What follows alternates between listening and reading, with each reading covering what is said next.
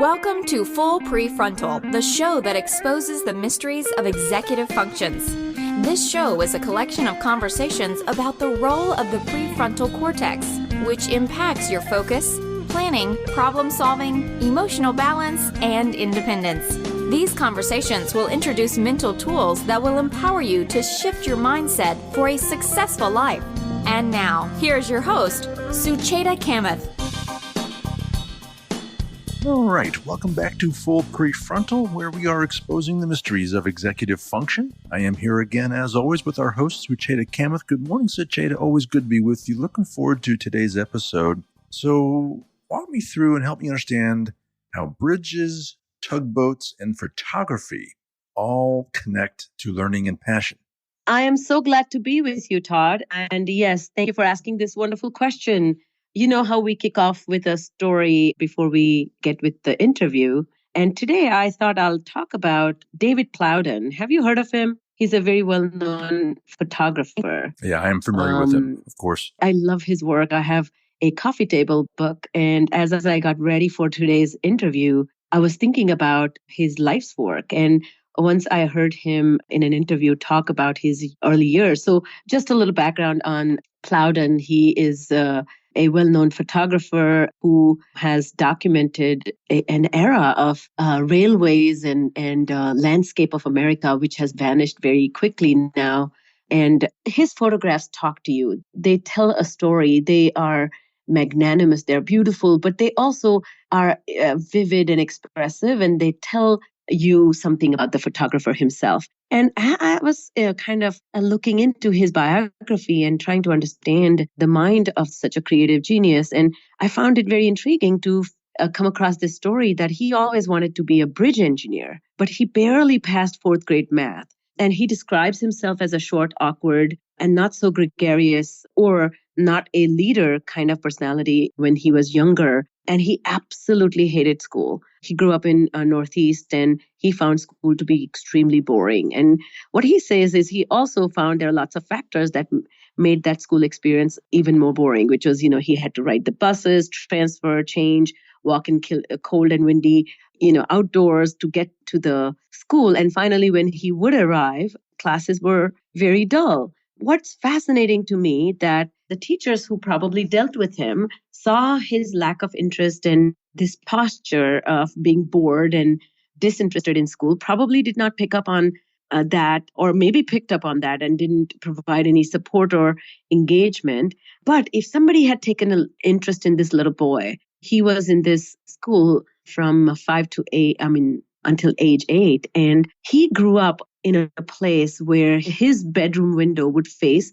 this beautiful bridge, and he would watch tugboats go in and out of the harbor. And he had memorized all the whistles of the tugboats, and he could identify them simply by the whistle. He knew ins and outs of the what he saw on the dock or on the ocean. And he had such vivid imagination and deep interest in what he was seeing, but his interest was never tapped into, or that engagement, I bet not a single teacher knew that he wanted to be a bridge engineer. And they did not know his passion and love for boats, for example. When he then talks about that, he was eventually transferred to Putney School in Vermont, and a huge transformation happened. And the reason I'm even talking about this particular transfer into this new school is he came out of his shell. He describes this as something like lights coming on. He was allowed to ask questions. People talked with great passion about what they were teaching. They showed him how to make connections with the world around him through learning and education. And then this young man went on to go to Yale. And of course, he's known as America's best photographer who captured the landscape of America. So I'm just moved by the story of David Plowden and how his capacity for learning was tapped into, and he was allowed to blossom, and he was able to take advantage of his own passions eventually. And that's what our guest today is here to talk about. We have Kathy Perez. She's an international consultant, teacher, administrator, and author, and has worked with students from preschoolers to university graduates. Dr. Kathy Perez is currently a professor emerita at St. Mary's College in California. And she has extensive teaching experience and as a general and special educator, literacy, ESL, English as second language, coach, district administrator, site principal, and curriculum and staff development coordinator. Her innovative and interactive workshops are loaded with teacher-tested materials and activities teachers can use immediately and share with others. Kathy provides a lively and informative day on hands-on and minds-on learning. I myself have had a experience of hearing her speak and watch her engage, crowd of maybe 500 educators in a large hall. Her energy and her enthusiasm is infectious. She has worked extensively with teachers and administrators throughout the United States and Canada, Europe, Qatar, Brazil, Thailand, Australia, Hong Kong, name it. And Kathy is a recipient of the International Rotary Fellowship and has been selected for the Reading Hall of Fame due to her commitment and passion for literacy and learning around the planet. I just can't wait for us to get into it with her. And I bet, if David had Kathy in kindergarten, he would not fail math in fourth grade. Yeah, I bet you're right there, Sucheta. And very, very true. Yeah, this is going to be a great conversation with Kathy. I'm looking forward to it. So let's get right to it. Here is Sucheta's conversation with Kathy Perez. Welcome to the show, Kathy. It's such a pleasure to have you. As an educator, how do you define learning? And what are some of the important characteristics of an independent learner? Wow, that's a biggie. Well, I think that learning is a continuous process that really starts when you're born and continues until death. It is a process that we use with all of our experiences to deal with new situations, develop new relationships. It involves thinking skills, social skills, emotional skills. All of those play a role in the learning process.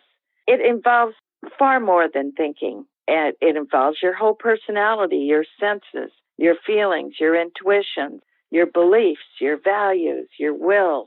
And I feel it's a very active process, building on prior knowledge, and really is a social activity because it impacts your relationships with people, the words you speak, the culture you're from, the interactions you've had, and it's situated in a context so that it does require the learner's motivation and also their cognitive engagement to be sustained.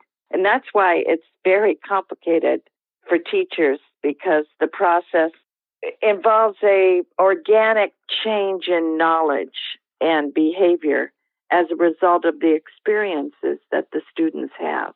I love your definition, organic change in the way knowledge is acquired and retained and processed. And also another thing that you said is very powerful is that it's a social activity. And from my work with executive function, I often see that students and adults who struggle with this being a lifelong learner, they really are not able to take their learning in the cultural context where they're operating.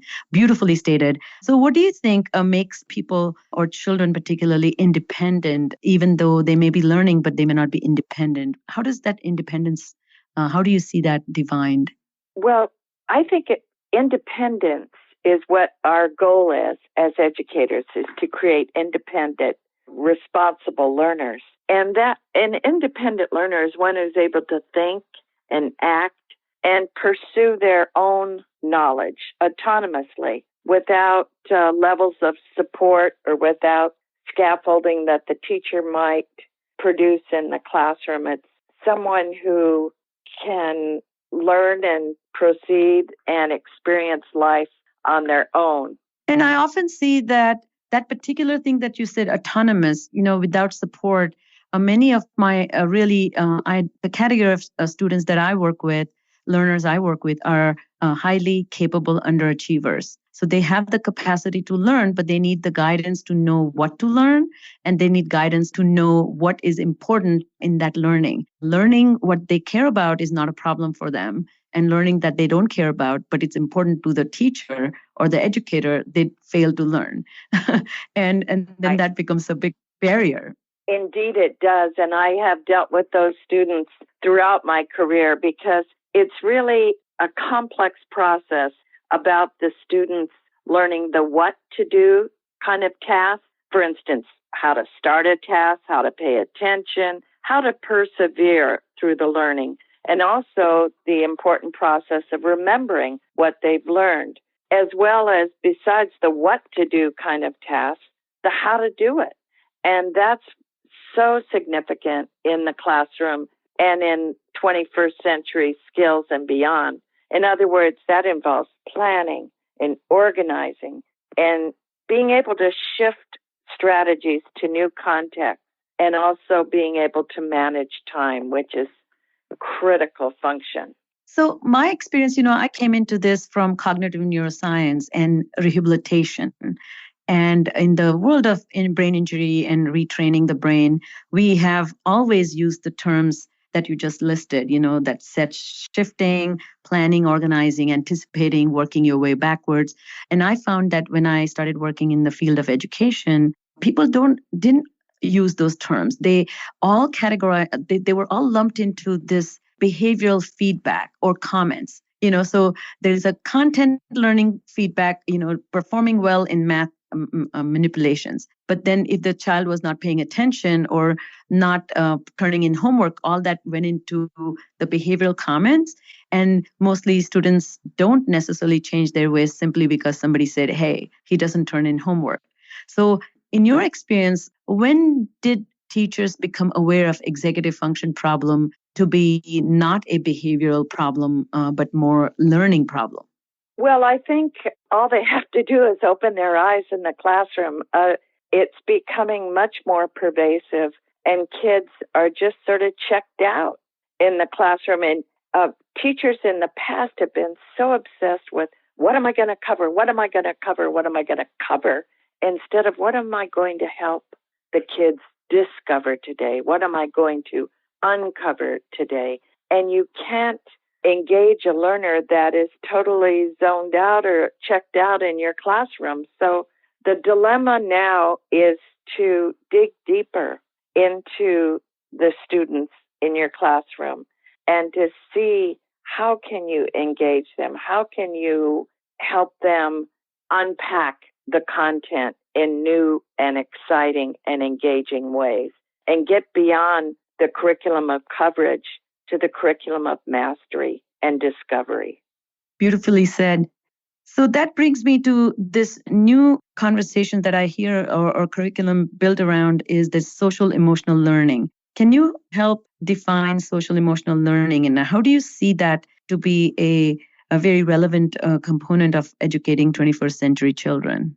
Well, it really is essential, because with thinking skills, there's social skills, there's emotional skills, and all of this plays such a critical part in a student's learning. Lesson plans are great in and of themselves, but if they miss the social aspect of involving the learner and engaging the learner and approaching the learner at their entry point to learning so that they can become involved, then you're doing this student a disservice, because social skills address behavior, discipline, safety issues, so that students become much more self-aware. They are in tune with their emotions. They learn how to manage their emotions. And a curriculum also has to incorporate, how can we build social skills of empathy and perspective taking and appreciating differences, because our classrooms are becoming much more diverse, not only in the diversity of the cultures and language, but the diversity of their ability levels, as classrooms are becoming much more inclusive. And so in order to embrace differences, students need to be able to take perspectives and to develop that essential skill of empathy, which social and emotional learning addresses. Got it. And in fact, that can have a great impact on redirecting a child who, as you mentioned earlier, who may be disengaged and not interested, or even behaviorally inappropriate. So instead of punishing or yelling or kind of reprimanding that child, if the teacher herself pays attention to the needs, emotional needs and psychological development of that child, then there's greater engagement, right? Indeed, indeed. It's all about providing student voice and choice in your classroom so that they do feel empowered and they do feel that they make difference. So And I you think have written, I'm so sorry, go ahead. No, I go think ahead. that comes out of my background as a teacher of students with special needs. And also from a personal perspective, both of my sons, who are amazing adults now, young adults, both had struggles in school, both had identified learning disabilities. And so from a personal as well as a professional perspective, I'm very passionate about educating the whole child, the whole day, and have it be the whole school commitment. Got it. Do you mind sharing some of your observations about your own children, that what kind of barriers they ran into as they were going through their formal years of learning? Yes, it was quite daunting when my older son was referred to special education on day 10 of kindergarten. And I just, as a former early childhood educator, it's all about providing opportunities for growth and instilling that can-do spirit. And I was just so amazed that getting to the root of it, the teacher just wasn't able to sort of handle his approach to learning. Long story short, we were able to find environments of learning and schools that were developmentally appropriate, multi-age grouping, and arts-based that both of our sons flourished in. And I'm happy to say they're following their bliss as independent filmmakers right now. Oh, really? So they had teachers that believed in them, did not let a label get in the way. Because I have a sign in my office at work, label jars, not people. Once we put a label on a child, it inhibits our perception of them and the growth that is possible in that particular child. So we've got to get away from labels in our classroom and really start looking at the whole child. So how do you go about identifying children's specific needs when you know something is off about them? And I completely understand. I think labels can be limiting, but sometimes appropriate diagnosis can allow you to have a framework within which your intervention or support can go. And if you're not knowledgeable about that, then you tend to take that attitude that, oh, boys will be boys, or give him a year, he'll grow up, or that was just an odd day, or the teacher was rough, those kinds of superficial explanations. Oh, yes, I understand.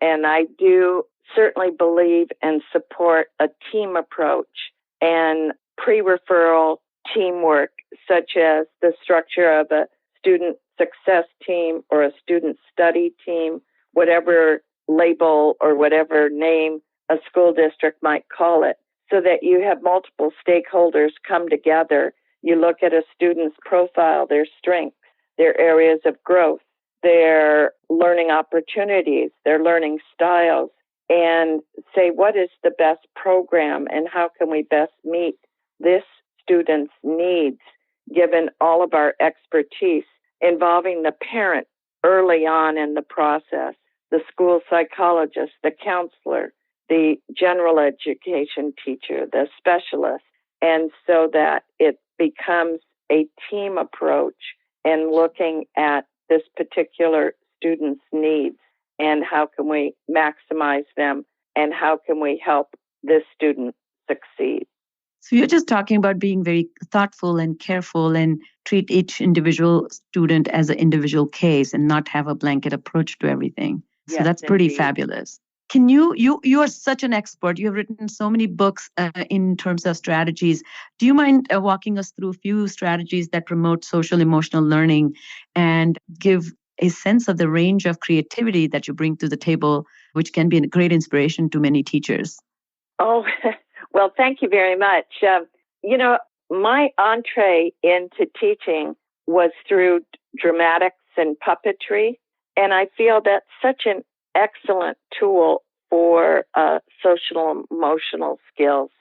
In fact, my master's thesis was all on the role of drama as the universal language and dealing in particular with kids with special needs. I really feel that with dramatic play, role play, puppetry, students can express feelings that they ordinarily would not be free to share. I've worked with puppets all around the planet. In fact, it was a blissful experience. My husband and I put our puppets in our backpack and took a round the world trip and did puppet shows wherever we went in third world countries and the fields of India and Really, which part? the backcountry in Africa, and we even were in Iran when we were able to get into Iran. We went to countries we ordinarily would not have visited to reach children from all walks of life and all different cultures.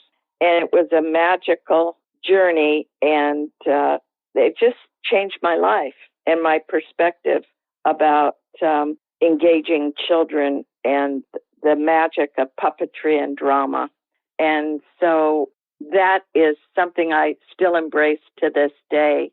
In fact, in a couple of weeks, I'll be going to Singapore and doing a full day on puppetry and drama for the teachers over there. But there's so many things that we need to pay attention to. And I know that my mantra with teachers, it's all about hands-on, minds-on learning, because we've got to pay attention to how the brain learns best and how to be invitational and inspirational in the classroom. So with kids with executive functioning disorders or deficits or challenges, for instance, it's really important to unpack our lessons in a step-by-step way and have kids have an opportunity to reach out and repeat back what the lesson is all about so that we clearly know and reinforce the steps to success for every lesson. We also need to create a need to know, like, for instance, you just don't teach the Civil War, or you just don't teach algebra. You give them a value-added statement. This is important to know because, and so that they see the relevance and the relatability of the content in their everyday life. And also, I think routines, procedures, and routines are critical in the classroom. And that a lot of times our kids come from very chaotic home lives. And I know that I've taught in the inner city of Richmond, California, Oakland, California.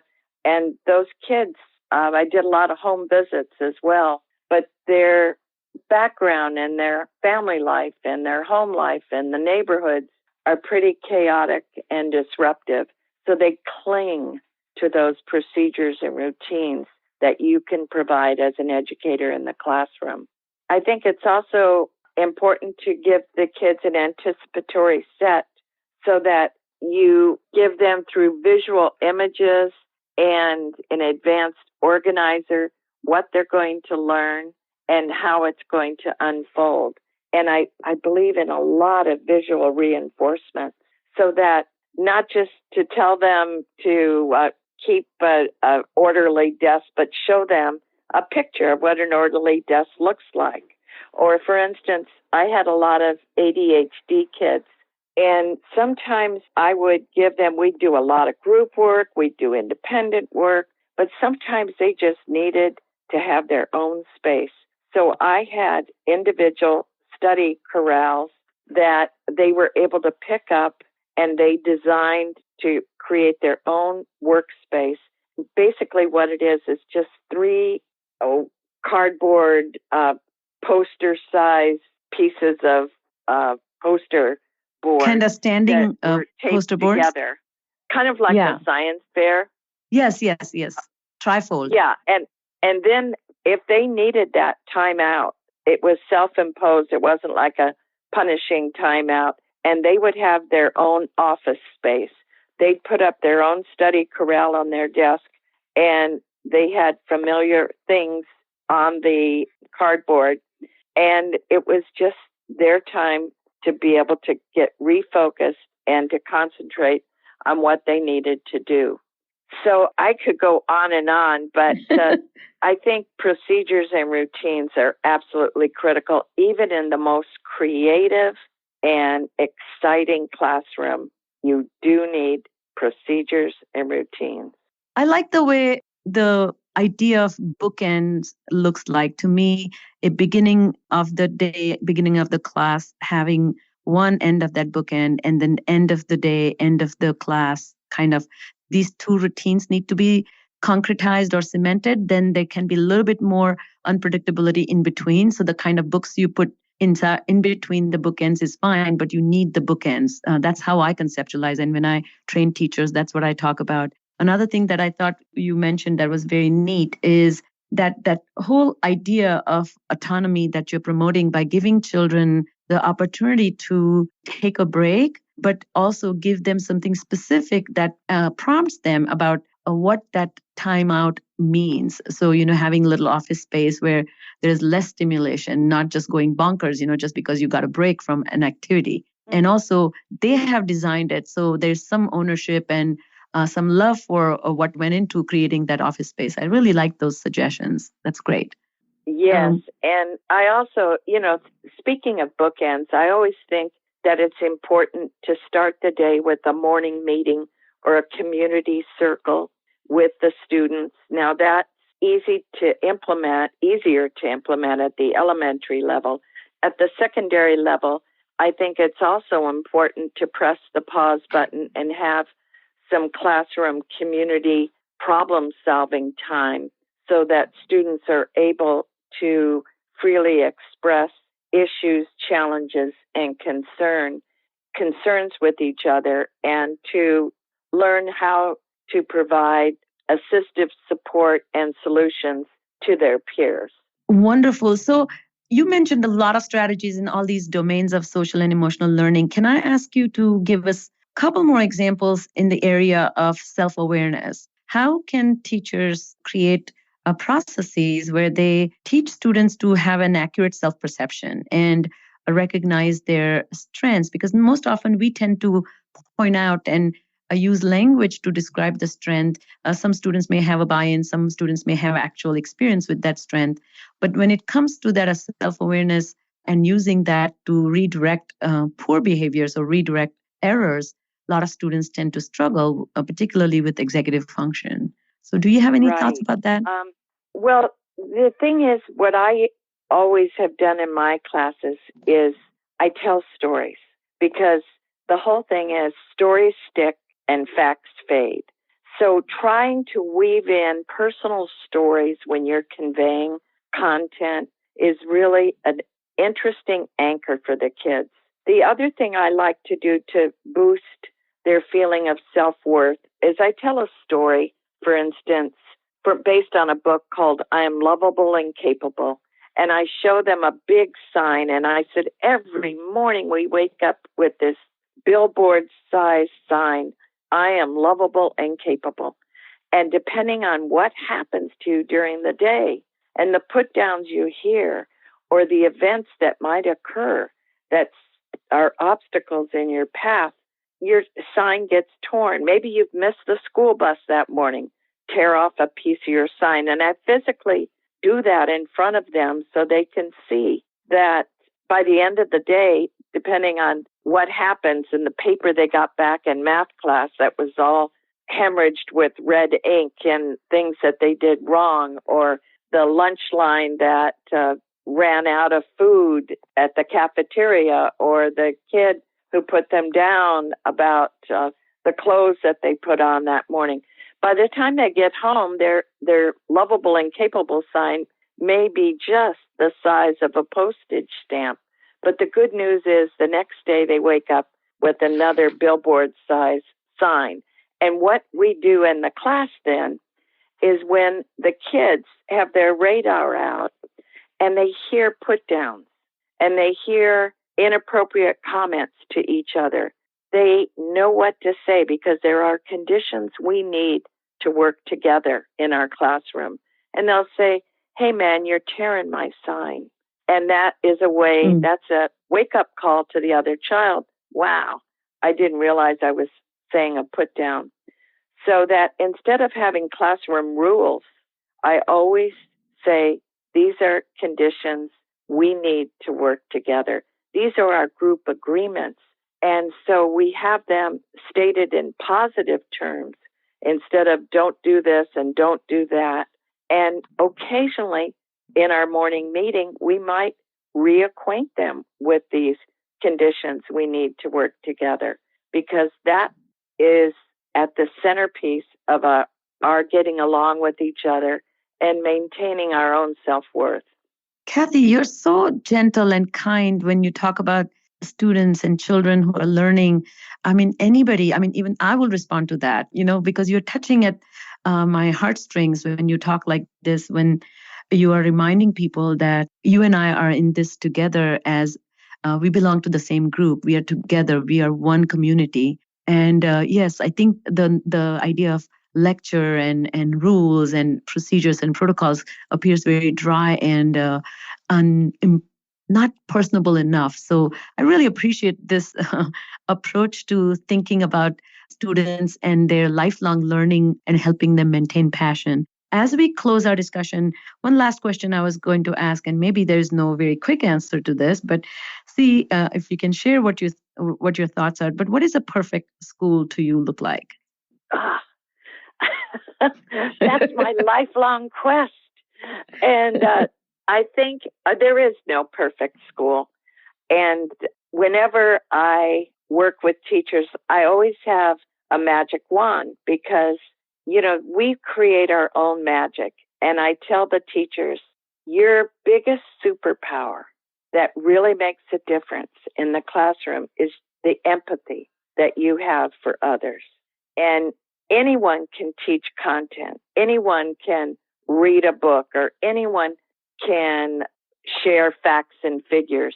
But if you reach the hearts as well as the minds of the students, that's the difference that you're going to make, a lasting impression. Because I always challenge them to think back on a teacher that they remember from their childhood and what are the qualities and skills of that teacher. And that's their quest, is to emulate those qualities and skills. Your approach reminds me of my grandmother's approach. So it is really the gentle, even your parents don't love you as much as your grandparents do. It's just that gentle, kinder way, and having complete faith that in spite of your fall, you'll always get up. So Kathy, I cannot thank you for your wonderful insights and generous time for being on the podcast today. And I can't wait to have our second conversation. And I bet a lot of listeners are going to learn so much about being kinder to our children. So I really thank you for being here today. Oh, thank you. There's nothing to it but to do it. All right. So that was Kathy Perez. Great conversation, Sucheta. Lots to learn from that conversation. I really, really enjoyed it. Any initial thoughts that you want to share? Yeah, wasn't it wonderful?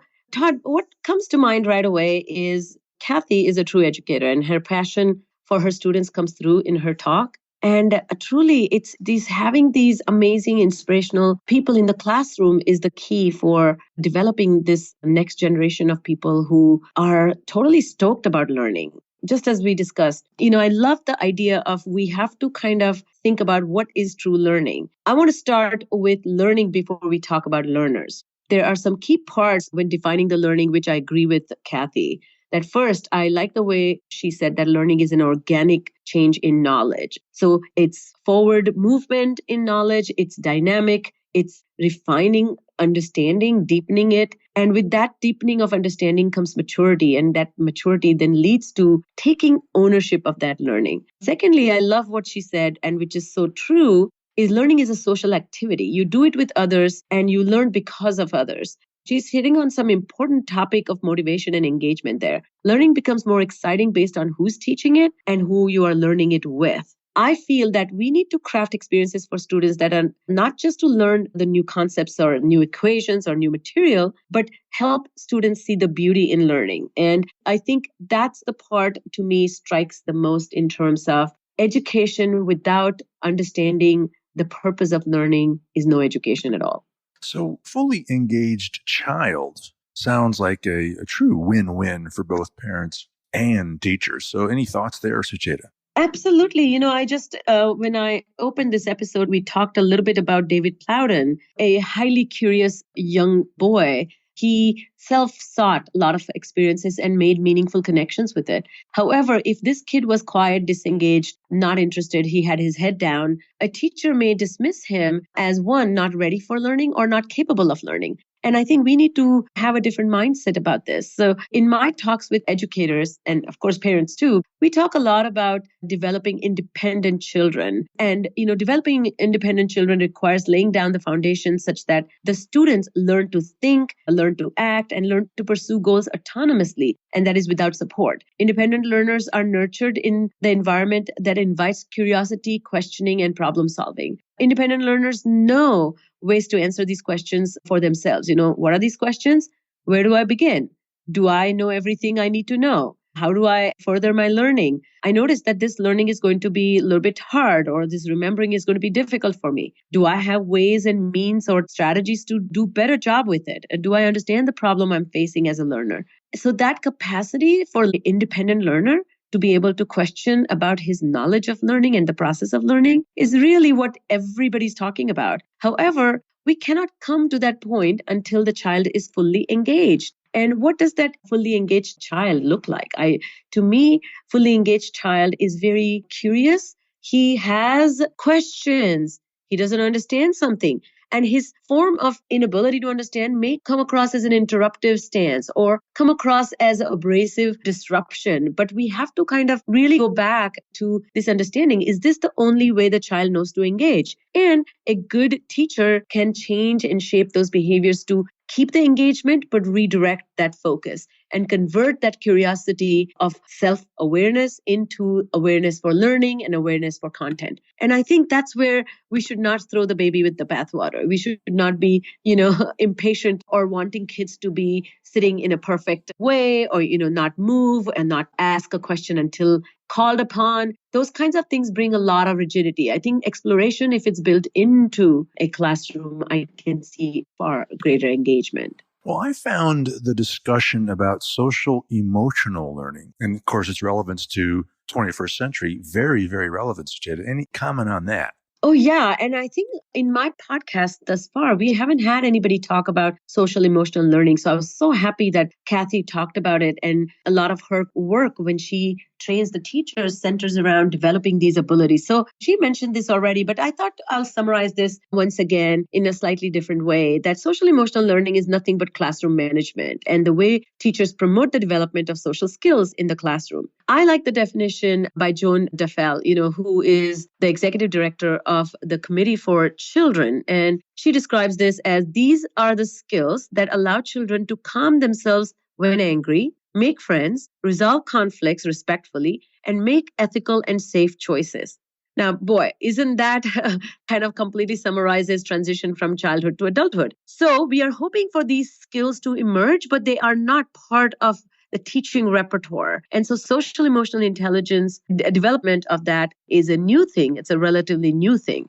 Research also talks about this, that the precursor to social emotional intelligence is more intense practices to improve emotional management. So kind of helping children compensate for the desire for immediate gratification, teaching kids how to manage stress that they may be feeling from where they come from, or stress of having to learn something, stress of having to perform, stress of having to know when you really don't know what you don't know. Another thing that I thought we need to think about is to calm oneself down means to first have self-awareness and awareness of your emotions. To make friends, you need to have empathy. To resolve conflicts, you need to be able to take a perspective of others. And if you want to really make more ethical and safe choices, you need to have a great sense of the big picture and concept of future self. So successful educators recognize that the students are emotional beings, and the friction between learning and the challenges the learning poses can disrupt the child's emotional state.